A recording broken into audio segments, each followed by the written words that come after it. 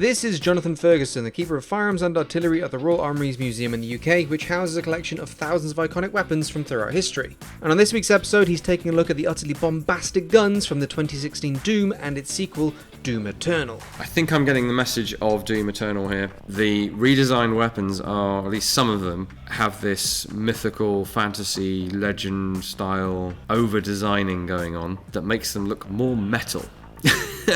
It's like the gun equivalent of a Conan sword. If you're a fan of Jonathan, then definitely make sure to check out the series playlist in the description of this video, and down there you'll also find more videos from other experts, all the way from swords to cats. And of course, if there are any other games, guns and mechanics that you guys want to see Jonathan break down, let us know in the comments section below.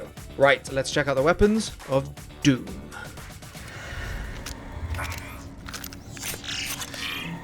Alright, the pistol is of course a starting weapon in just about every FPS ever made. I can't help but cast my mind back to the original Doom games and what was sort of a Beretta 92 thing, but it was kind of modelling a real handgun, a modern sort of handgun, felt more grounded. The reboot Doom is inherently less grounded, so I guess the Halo-esque space pistol sort of works. I don't really remember it very well. I think it's just a function of pistols being rubbish in FPS games. This is an energy weapon from its depiction, its sound effect. However, it does eject what looked to be not much different than brass-rimmed metallic cartridge cases with a little blue glow around the case head. I think that's been done for, as I often say, visual interest purposes, because I'm not really sure why or how an energy weapon would need cases. So if I had a critique of this, I'd say, why does it have cartridge cases? The sights are not really relevant in this game, but they are modelled and they look like sort of vaguely spacey night sights with glowing inserts in them.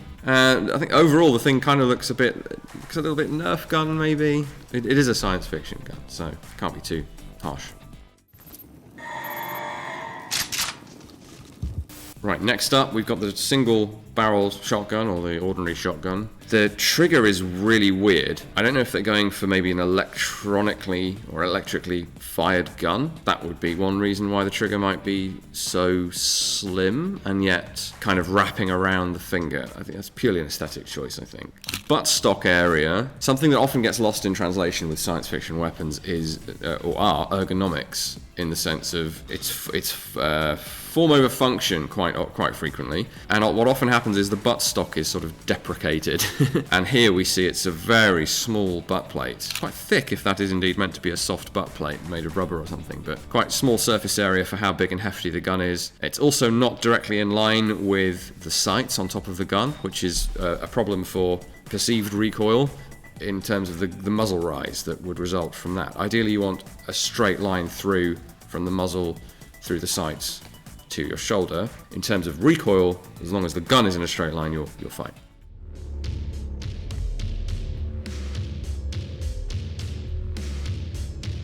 We are onto a version of the gun that I have not used. Some similar design cues. It weirdly looks less advanced at first glance, and this is first glance to me. Still has a pump grip, and that's clearly key to the gameplay. Still has a tiny butt plate, and the line of recoil is still low, but basically everything else is different. So we have a more conventional looking trigger there. Different lines. It's like a model of car 10 years apart, but it does basically the same, but the styling is different, and maybe it has a few extra features. That's a useful analogy. But to me, it actually looks less advanced. But that's purely an aesthetic thing.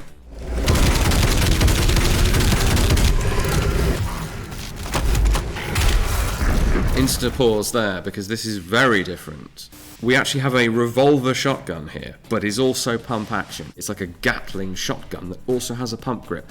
Pretty unusual, I think. Somehow the back half is feeding shotgun shells either into a single barrel and then you're pumping them in and out, or it's somehow feeding one barrel after the other, and then it's almost like a redundant revolver feed mechanism. However, this standard pump action module, as I'll call it, I'm not sure what the game calls it, is not the whole story, because we have this ominous green cylinder perched on the back of the gun, and when we see the player alt fire, we actually get a sort of long recoil effect where the whole upper barrel to punt a grenade. So it's like an over and under shotgun grenade launcher where the grenade launcher is self-loading and is on top of the gun, and the pump action shotgun is underneath and is pump action.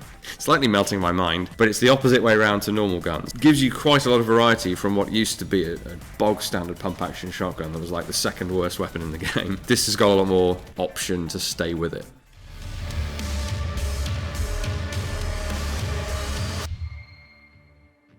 Assault rifle. Back in my day, there was no assault rifle, and basically the Chaingun was your rapid bullet firing gun. Later games, including this, went with a more conventional assault rifle. Very hard to judge scale from this view, but having checked, this is actually 50 caliber, so presumably meant to be our present day 50 Browning machine gun round. Kind of looks right for that. They won't have slavishly followed the exact dimensions of the case or the projectile, I wouldn't have thought. But we do have here, I'm pretty certain, a different link system. So it's not the more old school version used by the Soviets with its non-disintegrating, where you reuse the belt and push new rounds in. And it's not the more Western approach of disintegrating link that we see this in games where they spew out the side along with the cases. This appears to be a form of, I guess, 50 BMG where the link is part of the case, which is weird. I could be wrong, but that's what it looks like. Weird and a really bad idea, because you are weakening the case, and with something as powerful as 50 BMG, the pressures are very high, and if you weaken the case, that's where it's going to break. You also have the feed problem. How do you get the round out of that link if the link is built into the case? Or do you somehow form a chamber around the round and fire it in situ in the feedway? That doesn't make any sense.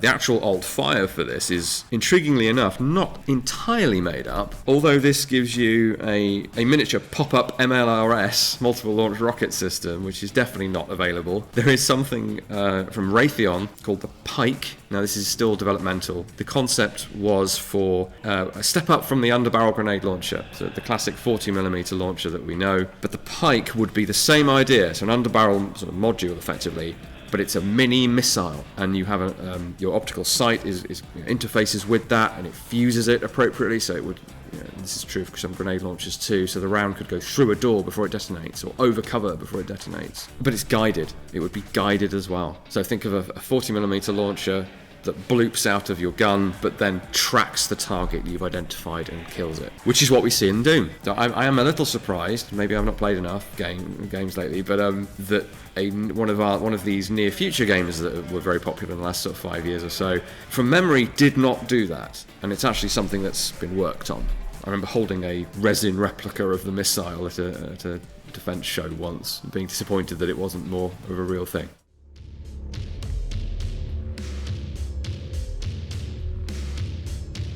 Right, now this is another total redesign, but keeping the concept the same. We've got now twin packs of mini missiles, one on each side. Still got iron sights, they're very different, but they're not any more advanced. Again, I get the idea that this is meant to be from a different company.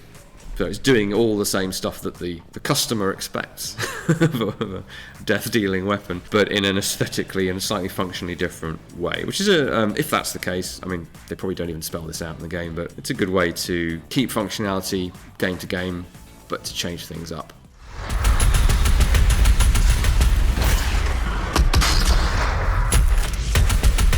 One major change here that's not, well, it's not a major change, it's a visual change, is that we have some sort of, I guess it's a recoil system where the whole front of the gun is recoiling as the gun fires. There aren't many guns that do that. The only thing that comes to mind would be the AN-94, where it's like a gun recoiling inside a gun, but it does that in order to be able to fire 2 rounds at a rate of 2,000 plus rounds per minute. It doesn't do it for... Well, it does do it for recoil reasons, but only because the firing 2 shots at the same time would create too much recoil, if that makes sense. This doesn't do that. This has a steady rate of fire, but still has a recoiling barrel, effectively.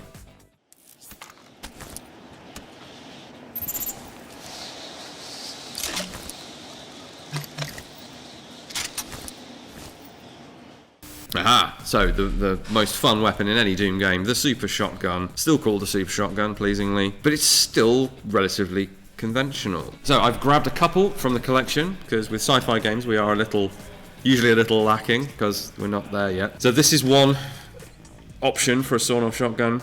Wisely, this person, whoever they may have been, has kept the buttstock intact, because that makes it far more capable. You can actually aim it properly. Even if you're not aiming it, you can use the stock to keep proper grip on the thing, keep control of it. Interestingly, you can see here, not the same decoration of course, but there's a strong trend in shotgun design to decorate the breech with sometimes some very nice deep engraving. Quite different to the Doom one, but you can definitely see the lineage. There's very little difference other than the shape of where the breech is stocked. They've even got a couple of sort of pin things there that look like they attach to the wood. It's still got the lever on the top, exactly like this. So push the lever to the side, open it up, that click is it cocking. But I've also grabbed this one because it's closer in configuration, or at least at the back end. So you can see here where the wood has been cut away to the point where they've revealed the bolt that holds the buttstock onto the gun. It's typically a big bolt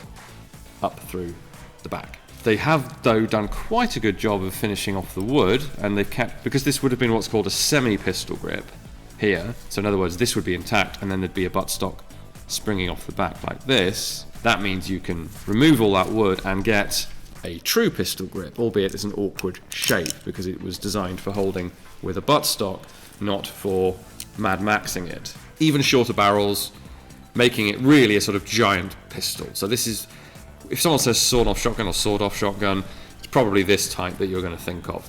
These things with any kind of like significantly damaging or lethal ammunition like buckshot or slug, the recoil is significant. But they can be fired from one hand. I have done it.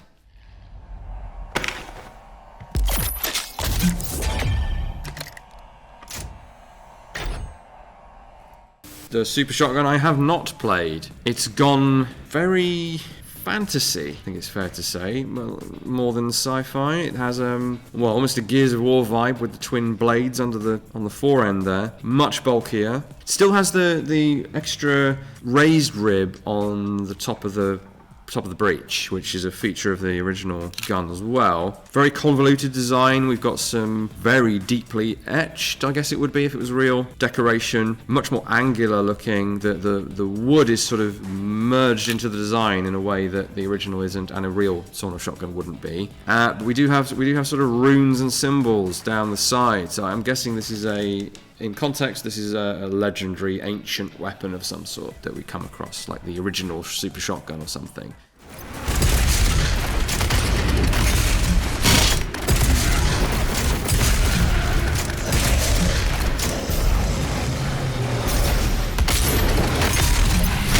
Okay, I'd forgotten the gameplay that I'd seen from when it launched, that the blades under the barrel are not in fact some sort of Gears-esque bayonet. They are in fact your hook shot. So that's a very interesting way to make a gun that's been done to death something special and different. Yeah, I mean, I can't comment on the use of grappling under barrel grapnel guns. They're not really a thing. Grapnel guns are, though. They have been made and they've been made to work, but I don't think anyone's using them in the way that we see in the movies. And they're certainly not using them to skewer things with and pull themselves into them in the way that we see here, but it's extremely cool. It leverages the devastating double barrel effect of the super shotgun in a very creative way.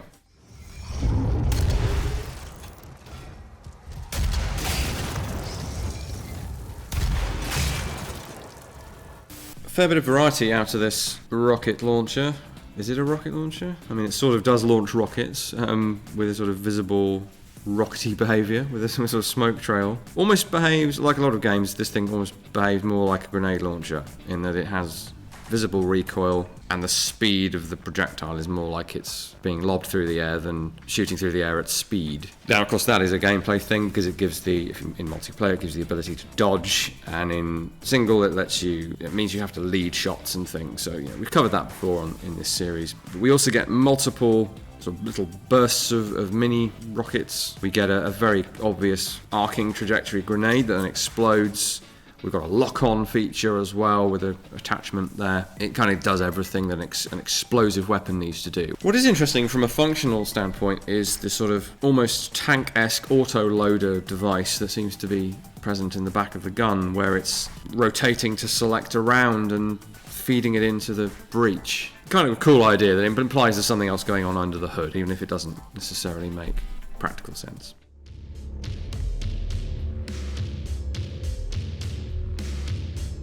I think I'm getting the message of Doom Eternal here. The redesigned weapons are, at least some of them, have this mythical fantasy legend style over-designing going on that makes them look more metal.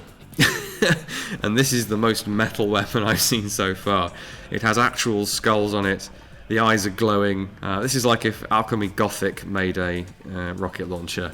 It's got chains on it, runes, lots of angles, pointy bits that would hurt if you held it. But I like it because it's like the gun equivalent of a Conan sword. Completely impractical, ludicrously heavy, does nothing to improve function. In fact, it would probably make it worse. But it's, this is a legendary hero version of the Doom guy, so why wouldn't it be like this?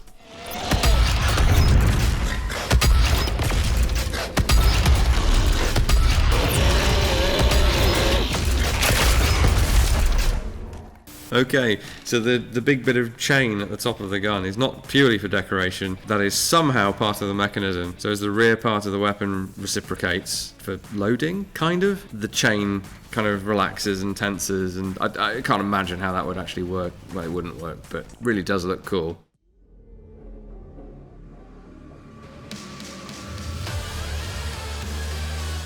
Okay, now this is a good bit of design, I think, because it screams energy weapon. The way the lines kind of flow into each other, the obligatory knuckle bow trigger guard, just the general design aesthetic of it, to me, says it's an energy weapon. The pipes that run around the side, there's like a hint of a power pack there, and the sort of emitters at the front that vaguely resemble the front end of the original Doom plasma rifle. So that at least when you're holding the thing, it's reminiscent of the original games. So not a hugely practical design, but almost stereotypical sci-fi energy weapon. But it's an original design. It's not something I've seen before. It has the vibe of a maybe an anime gun.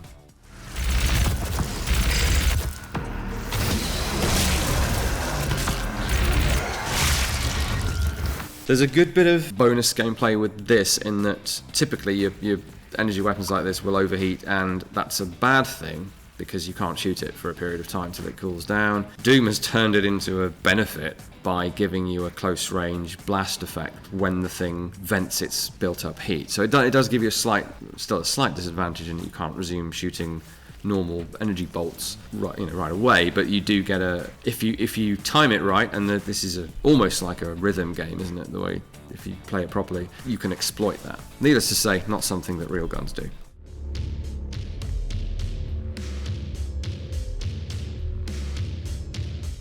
No, this is cool. The Doom Eternal plasma rifle is a real throwback. So if there was a slightest hint of the front end of the original gun in the 2016 game, and I'm probably seeing things there, this is an homage to the original plasma rifle. Coloration, design on the front end certainly, and then they've gone a bit more to town on the back to make it a bit different. But I like the throwback, the reimagining of the original weapon. Let's have a look at it functioning.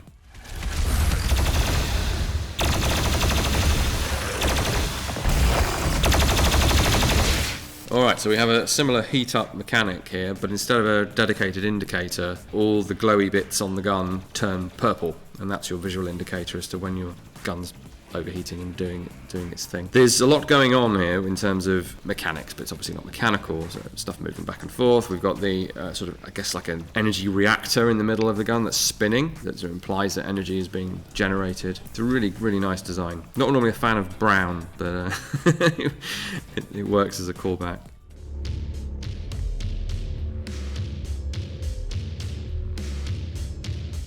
Right, this is a confusing beast. So it is clearly a sort of sci-fi metal crossbow thing with sort of industrial steel cable as the string. But it looks almost like a coil gun in that there's a row of something in place of a barrel or a knocking support for what would be a bolt, but I don't know.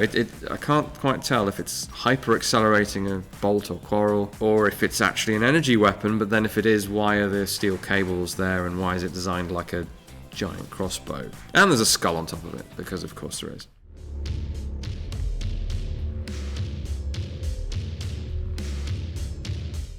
This is not a chain gun I've seen before, so this is Doom Eternal. I mean, the term chain gun was kind of wrong from the outset, because that just means a machine gun driven by a chain. And maybe the original minigun like chain gun was driven by a chain, don't know. This is something rather different from what I remember from 2016. We've got cartridges, belts of cartridges, or chutes of cartridges, but they are energy cartridges. They're glowing, and they are blue, so it would imply that this is actually another form of plasma gun. But what is undeniably awesome is that there's an alternate fire where the multiple rotating barrels splay out and all fire at once.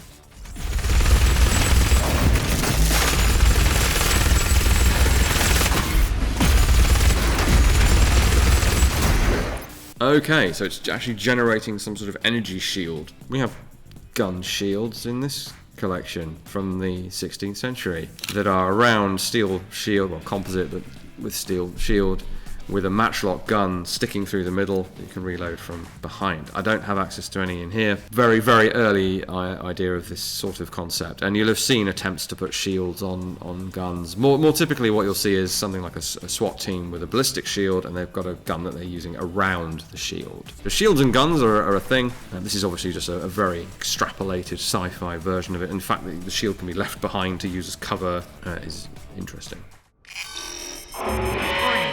Mars surface targeted. Safety. Would you like me to disable the safety protocols?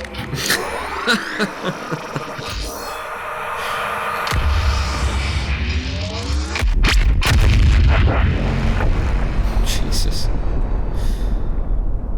Interesting. So we've got BFG 10,000 turned up to 11, but it's 10 instead. Like an orbital weapon. I mean, I guess the housing kind of magnifies the power, like a Death Star. But then we've got the ability to turn it into a gameplay weapon, effectively, proper gameplay weapon, by sort of ripping out the gun bit, and it's effectively just the BFG 9000 with a new look. I imagine it's going to function much the same way. But I kind of wish I'd played this first, just because that was a very cool moment. I love the impatient tapping on the trigger with the thumb.